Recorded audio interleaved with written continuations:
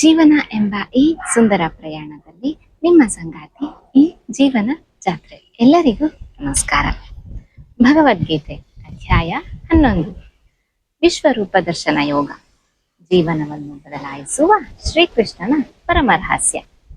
ಅರ್ಜುನನಿಗೆ ಲಭಿಸಿದ ಭಗವಂತನ ವಿಶ್ವರೂಪ ದರ್ಶನವು ಒಂದು ಪೌರಾಣಿಕ ಕಥೆಯಾಗಿರದೆ, ಅದು ನಮ್ಮ ಅಹಂಕಾರವನ್ನು ಅಳಿಸಿ ಬದುಕಿನ ಪರಮ ಸತ್ಯವನ್ನು ದರ್ಶಿಸುವ ಒಂದು ಆಧ್ಯಾತ್ಮಿಕ ಮತ್ತು ಮಾನಸಿಕ ಜಾಗೃತಿಯಾಗಿದೆ.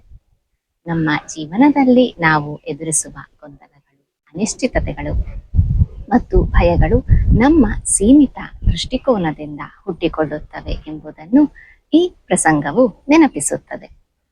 ಈ ವಿಶಾಲ ಸೃಷ್ಟಿಯಲ್ಲಿ ಪ್ರತಿಯೊಂದು ಘಟನೆಯು ಒಳ್ಳೆಯದು ಮತ್ತು ಕೆಟ್ಟದ್ದು ಎರಡೂ ಸಹ ಒಂದು ದೈವಿಕ ಶಕ್ತಿ ಅಥವಾ ಪ್ರಕೃತಿಯ ನಿಯಮದಡಿಯಲ್ಲಿ ಮುನ್ನಡೆಯುತ್ತಿವೆ. ನಾವು ಈ ಜಗತ್ತಿನಲ್ಲಿ ಕೇವಲ ನಿಮಿತ್ತ ಮಾತ್ರರಾಗಿದ್ದೇವೆ. ಪ್ರಕೃತಿಯು ತನ್ನ ಕಾರ್ಯವನ್ನು ಈಗಾಗಲೇ ನಿರ್ಧರಿಸಿದೆ. ನಮ್ಮ ಕರ್ತವ್ಯವೇನೆಂದರೆ ಫಲದ ಆಸೆ ಇಲ್ಲದೆ ನಮ್ಮ ಪಾಲಿನ ಜವಾಬ್ದಾರಿಯನ್ನು ಪ್ರಾಮಾಣಿಕವಾಗಿ ನಿರ್ವಹಿಸುವುದು ಮಾತ್ರ.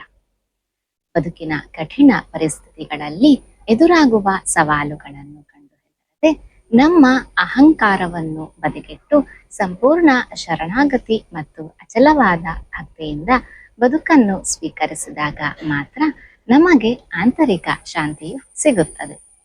ವಿಶ್ವರೂಪವು ನಮಗೆ ಕಲಿಸುವ ದೊಡ್ಡ ಪಾಠವೆಂದರೆ, ನಮ್ಮ ಜೀವನದ ಕಷ್ಟ ಸುಖಗಳೆಲ್ಲವೂ ಬ್ರಹ್ಮಾಂಡದ ಒಂದು ಸಣ್ಣ ಭಾಗವಷ್ಟೇ ಆಗಿದ್ದು, ಅಹಂಕಾರವನ್ನು ತೊರೆದು ಪರಮಸತ್ಯಕ್ಕೆ ಶರಣಾಗುವುದೇ ಮಾನಸಿಕ ಮುಕ್ತಿ ಮತ್ತು ಭವಿಷ್ಯದ ಯಶಸ್ಸಿಗೆ ನಿಜವಾದ ಮಾರ್ಗದರ್ಶಿಯಾಗಿದೆ. ಧನ್ಯವಾದಗಳು.